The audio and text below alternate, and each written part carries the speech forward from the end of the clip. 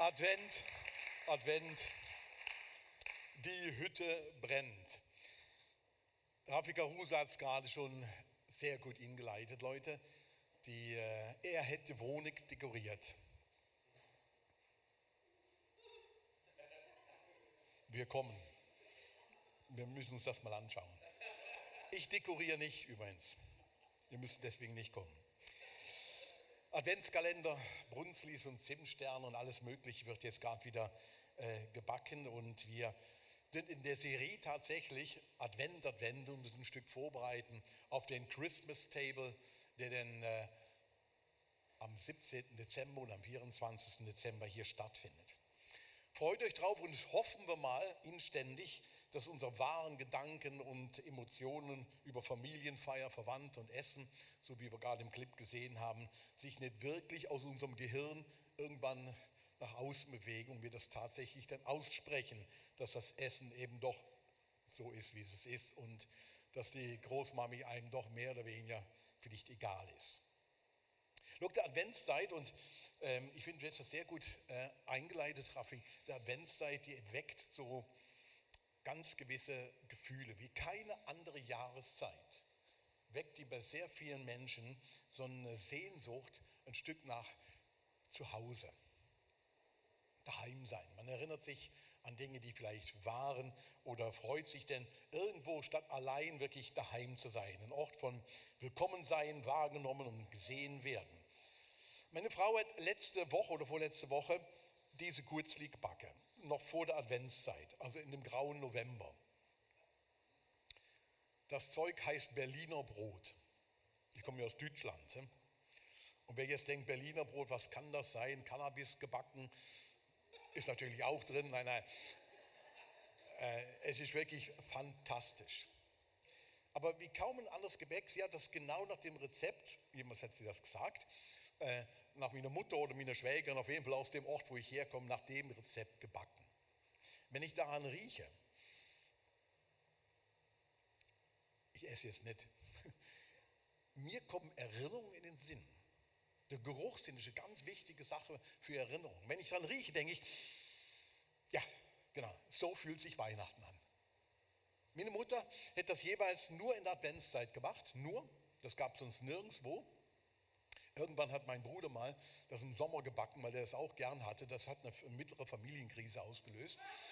Das gibt's nur im Advent. Hallo, das ist Weihnachtsgebäck, spinnst du und so weiter. Und das macht man nicht.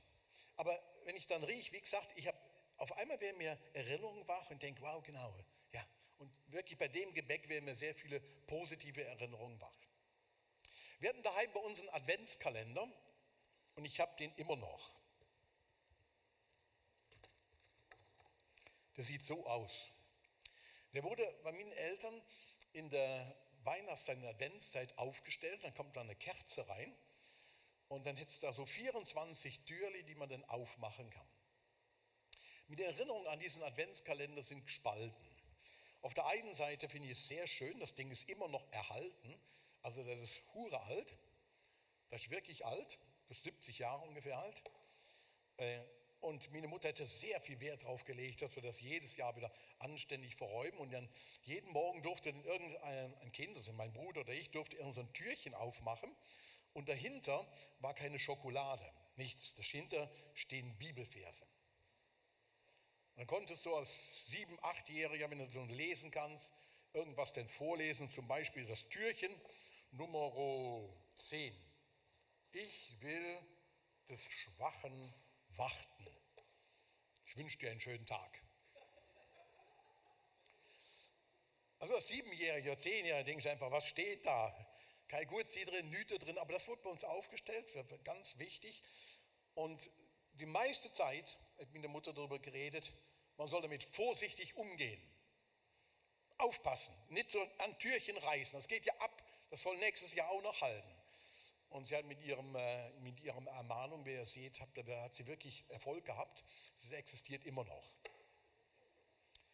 Und jetzt steht es bei mir im Büro drin und ich habe es gestern ausgegraben, habe gedacht, das nehme ich mit. Ist nostalgisch, eben positive, aber auch ein paar wirklich komische Erinnerungen dran. Leute, und wie kaum eine andere Jahreszeit wie die Adventszeit und Weihnachtszeit, kriechen bei nicht wenigen von uns toxische und finstere Gedanken in unser Herzen, in unser Hirn hinein. Wo wir uns erinnern an Dinge, die eben nicht so gut waren, an Eltern, die vielleicht anders gelebt haben, schmerzliche Erinnerungen, Gedankenfetze, Enttäuschungen, Sehnsüchte. Ich habe letzte Woche mit dem Ehepaar gesprochen, sagte, look, Weihnachten war bei uns eine fertige Katastrophe. In der einen Familie Weihnachten mal wieder ein Grund mehr, sich voll zu besaufen. Und in der anderen Familie so hohe Erwartungen, dass von Anfang an klar war, das wird scheiße. Das wird kein Mensch erreichen können. Das wird so, das klappt einfach nicht. Und so war es denn alle Jahre wieder. Und dieses Ehepaar erzählt mir, unsere besten Weihnachten waren die, als wir zusammengekommen sind und wir an Heiligabend einfach durch die Stadt gezogen sind. Oh, da hat ein Dönerladen auf, komm, wir essen einen Döner. Das war das beste Weihnachten, was wir je erlebt haben. Komm, wir holen einen Döner, irgendwo, kackegal. Lass deine Gans, wo sie ist, du. Und lass die anderen trinken, was sie wollen. Unangenehme Verwandtentreffen kommen vielleicht dem einen oder anderen Sinn. Ich weiß, bei uns zu Weihnachten kam jeweils eine gewisse, nennen wir sie Hertha. Tante Hertha. Kinderlos selbst, eine überschwängliche Frau, die an Weihnachten uns jeweils besuchte. Und ich kann mich wirklich noch daran erinnern, wie diese Dame an Weihnachten uns besonders fest drückte. Ach du lieber Ralf, fast erdrückte mit ihren Brüsten. Ich denke aber, die Madame war immer vorher in irgendein Parfüm reingefallen, wo du dachtest, ja, man sollte sich mal waschen oder irgendwie, der Waschen würde auch helfen anstatt Parfüm. Aber eine ganz liebenswürdige Frau, sehr, sehr laut, sehr, sehr laut. Und eine Person, die einfach immer deutlich machen wollte, hey, wir haben mich ganz, ganz fest gern und das zu Weihnachten ganz besonders. Ihr lautes Lachen, ihre Küsse auf der Wange, dachte ich alle Jahre wieder, wäre ich doch schon 40, 50, 60 und die Frau wäre tot. Und trotzdem, sie kam mit ganz viel Liebe und mit ganz viel Herzblut kam sie in unsere Familie hinein. So gibt es vielleicht bei dir und bei anderen, die du vielleicht kennst, ähnliche Erinnerungen. Der Deutsche Manfred Spitzer, das ist der Leiter der Psychiatrischen Universitätsklinik in Ulm, so ein Transferzentrum für Neurowissenschaften, ist einer der bekanntesten deutschen Gehirnforscher. Der hat so Bestseller geschrieben wie Digitale Demenz oder Cyberkrank oder Smartphone-Epidemie und unter anderem das Buch auch Einsamkeit, die unbekannte Krankheit, die unerkannte Krankheit. Der hat vor einiger Zeit in einem Interview zu Weihnachten mal Folgendes gesagt. Weihnachten ist für Einsame, und damit meint er einfach Menschen, die in sich einsam sind, zwar in der Masse sitzen, aber einsam sind, ein Riesenproblem. Alle sind irgendwo happy, nur wir haben keinen wirklichen zum Feiern oder wir connecten nicht. Hier in der Psychiatrie ist es ab dem ersten Weihnachtstag voll. Wer sich Heiligabend etwas antut, kommt erst in die innere Medizin oder in die Chirurgie und am Tag darauf zu uns. Wir tun, was wir können, um die Patienten aufzufangen. Bei uns wird Gemeinschaft gelebt und wir ein bisschen Weihnachten gefeiert, so mit Deko und allem. Und wir sind gut besetzt dieses Jahr zu Weihnachten und vorbereitet und ich persönlich komme auch vorbei. Sagt, wie keine andere Jahreszeit tun sich finstere und toxische Gedanken breit machen. Sie haben Hochkonjunktur trotz Lichterglanz. Gedanken wie, ich bin doch ungenügend, ich bin zu wenig attraktiv, interessant, intelligent und so weiter. Und deswegen allein, so wie es halt ist. Ich werde nie von meiner Übelkeit geheilt werden.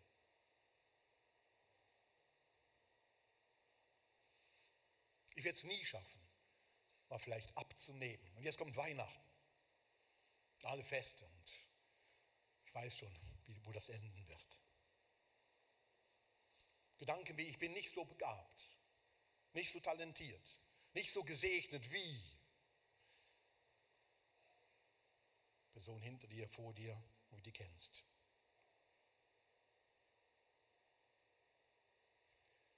Oder so toxische Gedanken wie, Schon wieder der oder die, das musste ja so kommen, typisch. Typisch, ja, ganz typisch, wie der sich wieder verhält, wie sie sich wieder verhält. Typisch meine Mutter, typisch Tante Hertha, typisch Onkel Waldemar, typisch Ralf. Oder das macht alles wirklich keinen Sinn. Letzte Woche mit einer Person zusammen gewesen. Viel Hoffnung und Glauben.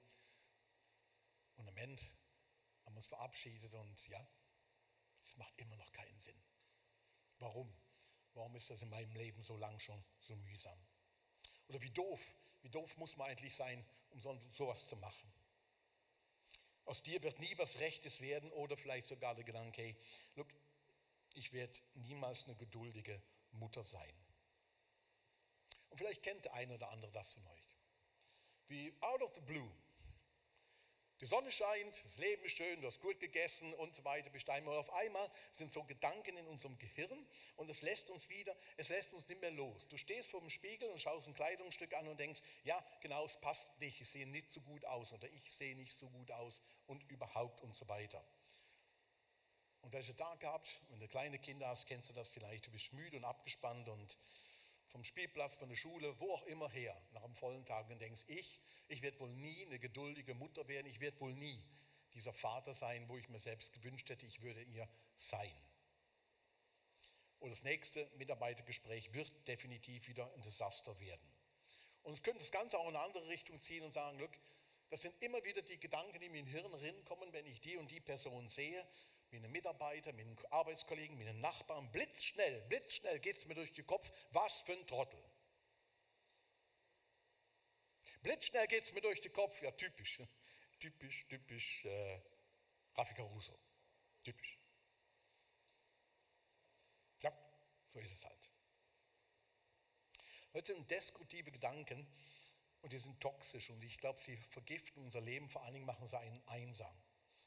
Das Kopfkino läuft wie ab und wir können sagen, wie ein Virus auf der Festplatte, hat sich festgesetzt und irgendwo hakt es immer an der gleichen Stelle. Immer.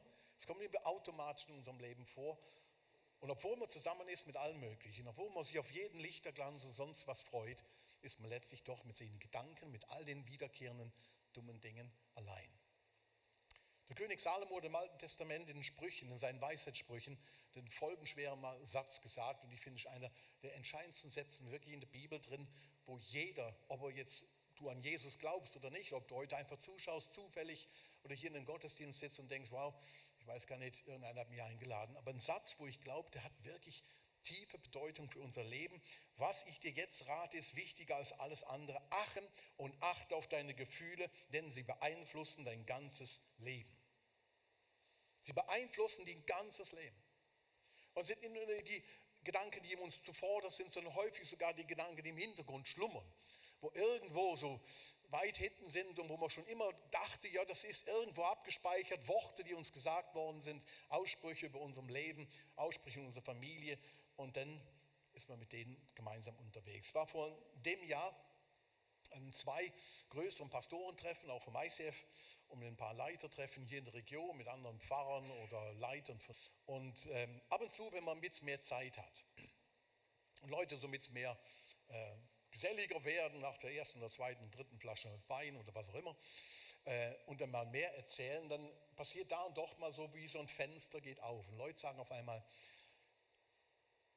und ich erinnere mich an ein paar Gespräche, wo Leute sagen, look, ich bin gar nicht so sicher, ob ich berufen bin, Pastor, ich weiß gar nicht, ich habe so viel Frage in meinem Leben, ich habe so viel dunkle Sitte und dann stehe ich irgendwo da vorne und hinten. Ich zweifle daran, ob das wirklich mein Weg ist. Leute, die in der Öffentlichkeit stehen, Leute, die ganz sonst nie irgendwo einen Selbstzweifel zeigen würden. Und doch ganz tief da drin heißt es in dem Herzen doch, ich weiß es nicht wirklich. Weißt du, meine Eltern saßen mit mir nie auf dem Sofa und haben mir irgendwie gesagt, hey, ich glaube an dich, egal was du machen wirst, ob du das oder jenes, wir stehen hinter dir. Das habe ich nie gehört. Und jetzt bin ich Leiter von einem Werk, von einer Kirche und sonst was. Ich bin mir nicht sicher, ob das wirklich gut kommt. Wenn man danach fragt, was hast du denn gehört in deinem Leben? Und dann kommen so Aussprüche wie, jo, weißt du, mit mehr gesagt worden, halt dich raus. Jeder muss für sich selbst schauen. Geh immer den goldenen Mittelweg. Lieber den Mittelweg gehen und dann eckt man auch nicht an. Tu dich nicht so sehr exponieren links und rechts. Und andere sagten, look, bei mir ist gesagt worden, Ordnung ist das halbe Leben. Hat den einer von euch auch mal gehört? Ja, ich auch. Ganz viel. Ordnung ist das halbe Leben. Eben, aber die andere Hälfte ist auch geil. Vollkommener Humbug. Oder? Ja, an sich warst du ja nicht geplant. Das war ein Schock für uns, als du das Licht der Welt erblickte. Oder wir hörten, dass wir mit dir schwanger sind. Oder du bist das Wunschkind und dem Papa hätte einfach einen Junge gewünscht. Oder jene junge Frau, die immer wieder gesagt hat, look, ich habe so nicht mit den Zahlen. Warum? Obwohl sie in Mathe, im Gym, einen Leistungskurs hatte, mit sehr gut abgeschlossen hat. Aber Frauen und Zahlen, Frauen und Ingenieur, Frauen und Konstruktion oder Physik und so, Frauen und Mathe, das geht nicht. Und die Frau glaubte das. Das ist mir erzählt von Frauen und nein, Frauen, das ist nicht. Mehr so was Soziales mit Frauen. Kinder. Aber doch nicht Brücken bauen. Kindergarten.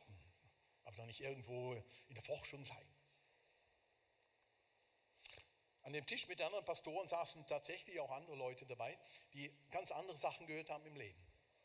Da war ein Pastor dabei, der sagte, look, in meiner Familie, mein Großvater ist Pastor gewesen, mein Vater ist Pastor gewesen, meine 3 Brüder sind alle Pfarrer geworden. Und ich, warum? Look, wir sind immer irgendwo uns gegenseitig motiviert und ermutigt und sagt, auf uns liegt wirklich etwas, wir sollten das machen. Das liegt in unserer Familie drin. Gute Worte sind ausgesprochen worden über dem Leben von den Menschen. Look, ich weiß nicht, welche Weisheiten und Sprüche über deinem Leben ausgesprochen worden sind und die dir jetzt gerade einfallen. Aber es ist erstaunlich, wie bestimmte Bilder und bestimmte Worte in unserem Leben, die wir in unserer Kindheit, in unserer Jugend gehört haben, uns wie begleiten, wie irgendwo in unser Leben hineingekommen sind und sich festsetzen, manchmal sogar ein Teil von unseren Gedanken geworden sind. Und manchmal zu giftigen Gedanken werden, zu Lügen, die uns wirklich einsam machen. In dem Kontext ist mir eine Geschichte ins Auge gesprungen aus dem Johannesevangelium, wo es auch um Worte geht und wo sehr eine kurze Redesequenz ist, wo Jesus mit seinen Freunden hat. Das ist im Johannesevangelium 6. Von da an wandten sich viele seiner Jünger ab und wanderten nicht mehr mit ihm umher. Jesus erlebte das, was manche Kirchen und wir auch immer wieder erleben, dass manche Leute sagen, nö, macht keinen Sinn mehr. Das ist mir zu extrem, ich muss dies und jenes machen. Und manche wandten sich von Jesus ab. Das ist die Situation. Und Jesus fragt dann in der Runde von diesen anderen 12, die noch da sind, wollt ihr auch weggehen? Und der Petrus antwortete darauf, Herr, zu wem sollten wir gehen? Antwortete Simon Petrus, du hast Worte, die zum ewigen Leben führen und wir glauben und haben erkannt, dass du der Heilige bist, den Gott gesandt hat. Wohin sollten wir gehen? Wollt ihr auch gehen? Mit der Frage eröffnet Jesus die ganze Redesequenz hier. Wollt ihr auch gehen? Und der Petrus hat irgendwo begriffen, Jesus hat Worte, da steckt mehr wie ein Wort dahinter, da steckt Leben dahinter, wo auch alle giftigen Worte irgendwo überlagern kann und neu machen kann. So giftige und destruktive Gedanken führen uns auf den Weg, der unserem Leben letztlich sogar das Leben entziehen will. Es reißt uns im wahrsten Sinne des Wortes nach unten. Und die haben einen hohen Preis, die Worte. Du hast Worte vom ewigen Leben, das sagte Petrus hier zu Jesus. Was sind das denn für Worte, die Jesus da hat, vom ewigen Leben? Jesus hat viele Worte gesprochen. Ich habe mir ein paar rausgeschrieben, wo ich euch einfach zeigen möchte. Ich möchte es so machen, wir lesen nachher einfach die Worte und lassen uns einen Moment einfach auf uns wirken. Ich bin überzeugt, die Worte haben an sich Kraft. Der Petrus hat da was begriffen. Der hat gesagt, ja, ich habe da nicht einfach nachgelesen, okay, die Worte haben tatsächlich Kraft. Und in den nächsten Minuten lade ich dich dazu ein, lass die Worte einfach mal auf dich wirken. Es gibt so eine alte Lektion, die Wiener, wo man macht, wir machen das momentan in dieser Alltagsmeditation, After-Work-Meditation, immer dienstags abends, wo sogar wir so Worte lesen und einfach wirken lassen, ohne lange darüber nachzudenken. Und ich lade dich dazu ein, wenn du möchtest, hier oder online, einen Augenblick einfach still zu werden, die Worte mitzulesen und auf dich wirken zu lassen. Und das erste Wort kommt aus Matthäus 11. Kommt her zu mir, die ihr müßig und geplagt seid, ich will euch Ruhe geben.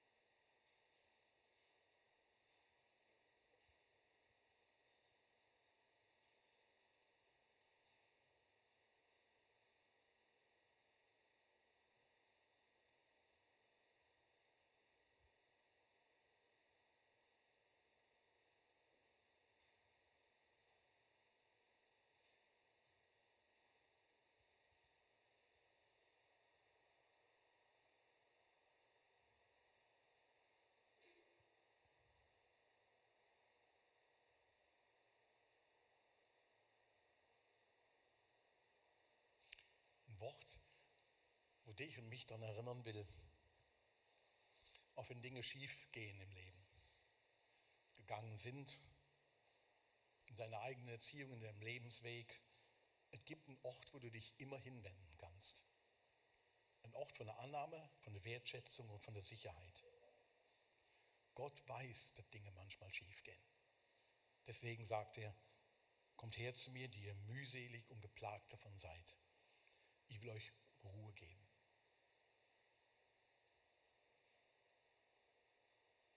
Ein Wort aus dem Johannesevangelium. Denn ich bin nicht als Richter der Welt gekommen, sondern als ihr Retter.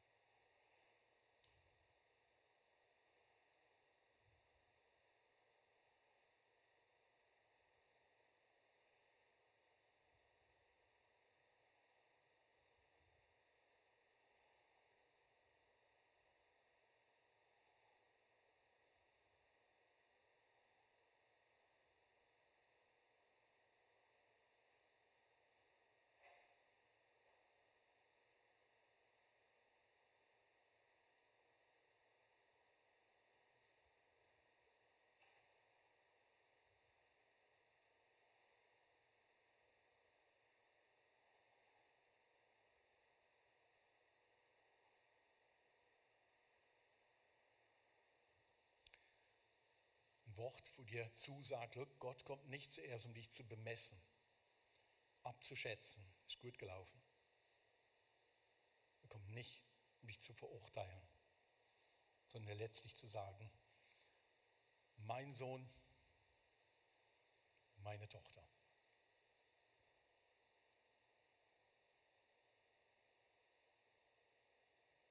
Ein Wort aus dem Psalm. Herr, ich danke dir dafür, dass du mich so wunderbar und einzigartig gemacht hast. Großartig ist alles, was du erschaffen hast. Das erkenne ich.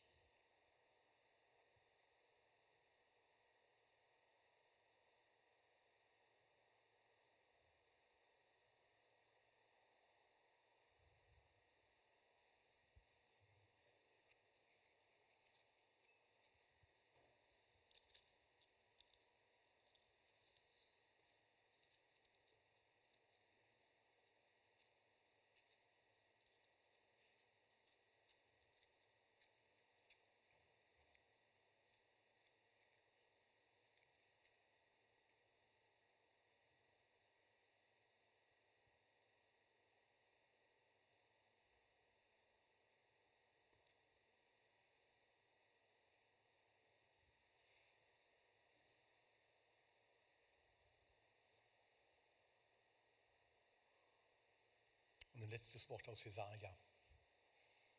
Das Volk das in der Finsternis lebt, sieht ein großes Licht, hell strahlt es auf über denen, die ohne Hoffnung sind. Denn uns ist ein Kind geboren, ein Sohn ist uns geschenkt und er wird die Herrschaft übernehmen.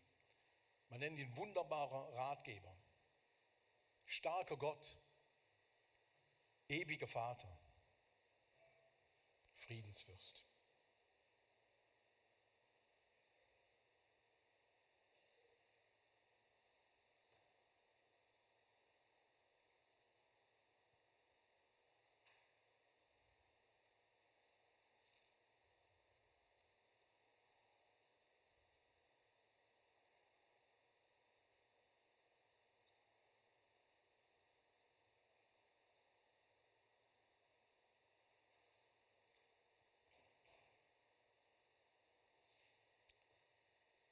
Ein Wort, wo dir Mut machen will. Für Menschen ohne Hoffnung. Und egal, wo du momentan stehst, in welchem Bereich vielleicht Hoffnung schwach ausgebildet ist.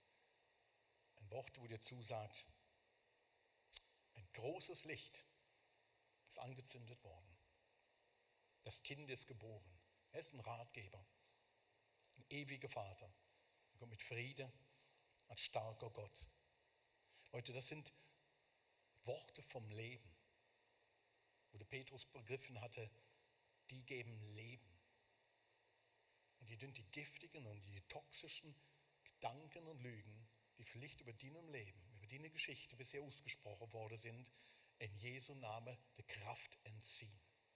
Sie haben kein Recht mehr. Leute, und das ist nicht eine einmalige Entscheidung, die Entscheidung brauchen wir immer wieder im Leben.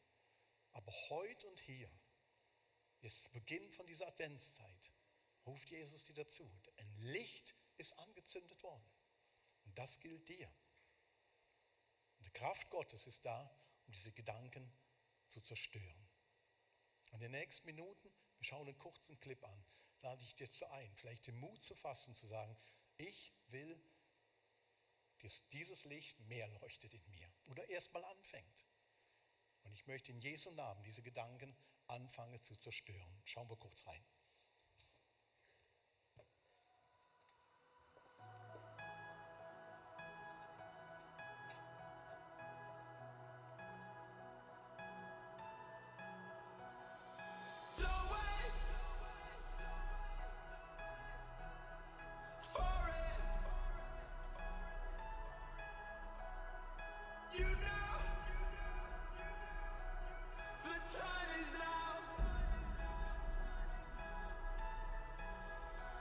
So look around, see it, breathe it in,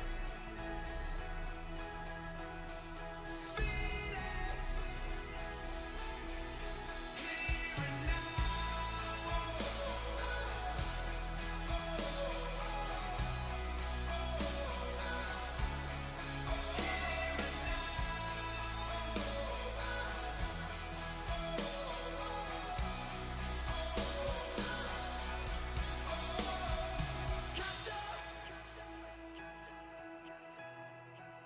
This moment,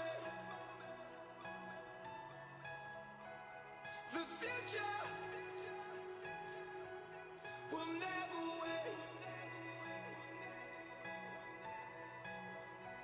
So look around,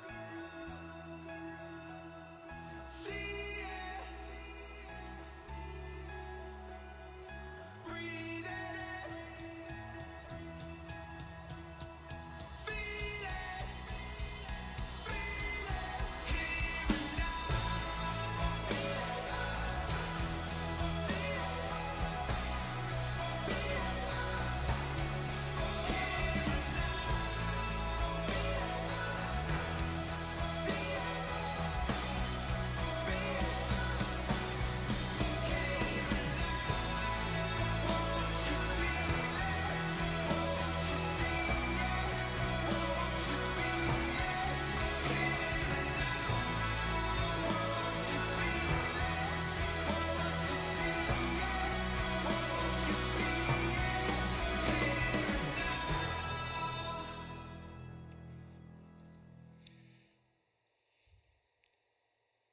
muss man viele Steine werfen. Und immer wieder.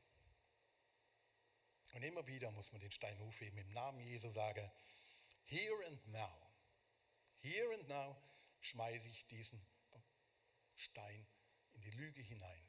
Und im Namen Jesu mache ich das. Ich habe zum zig Steine schmeißen müssen, muss wahrscheinlich noch viele. Ich sammle Steine schon mal.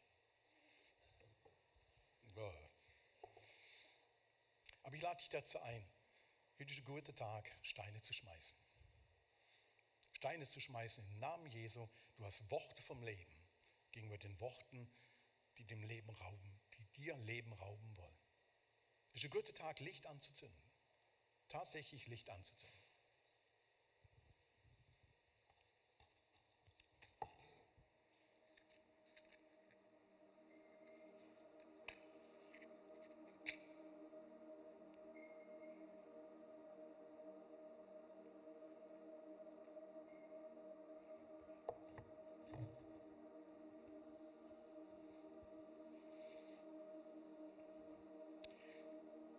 In einem dieser Fensterchen, das ist ein Spruch drin aus Sacharja aus dem Alten Testament, wo drauf steht, siehe, ich komme und möchte bei dir wohnen. Siehe, ich komme und möchte bei dir wohnen. Ich lade dich dazu ein, jetzt aufzustehen. Wir werden noch eine Zeit vom Worship haben. Ich lade dich in der Zeit ein, wenn du Steine schmeißen möchtest, physisch, dann geh raus. Aber wenn du es symbolisch machen möchtest, dann ist ein guter Moment, das zu tun. Du kannst das selbst machen, für dich. Das Gebetsteam ist hier vorne. Manchmal ist es sehr gut, mit Leuten da zusammen Steine zu schmeißen und sagen, im Namen Jesu, das soll nicht mehr. Das möchte ich nicht. Heute ist ein guter Tag, das mal wieder zu tun, damit anzufangen.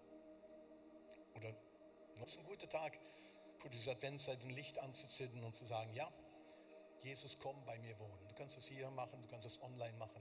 An dem Ort, wo du gerade bist, Jesus, ich möchte, genau das Wort aus dem Sacharja möchte ich ernst nehmen. Komm, wohn bei mir. Ein großes Licht ist denen angezündet worden, die ohne Hoffnung sind. Das gilt dir. Und das gilt dir für diese Adventszeit. Ich bete mit uns. Vater im Himmel, danke, dass du hier bist und dass wir in deinem Namen wirklich auch solche Lügen zerstören dürfen. Danke, dass du uns so Steine Hand gegeben hast, wo wir sagen können, doch, ich fange damit an und ich mache es wieder. Und danke, dass du nicht müde über uns wirst, wenn das schon wieder der Fall ist, dass du nicht den Kopf schüttelst und sagst, wie kann man nur, sondern wieder parat bist zu sagen, komm her, du geplagt bist, ich will dir jetzt Ruhe geben. Heiliger Geist, betest, du uns Mut schenkst, wieder nächste Schritte zu machen, da wo wir sind. Danke für die Verheißung und die Hoffnung, die du uns auch speziell in dieser Adventszeit geben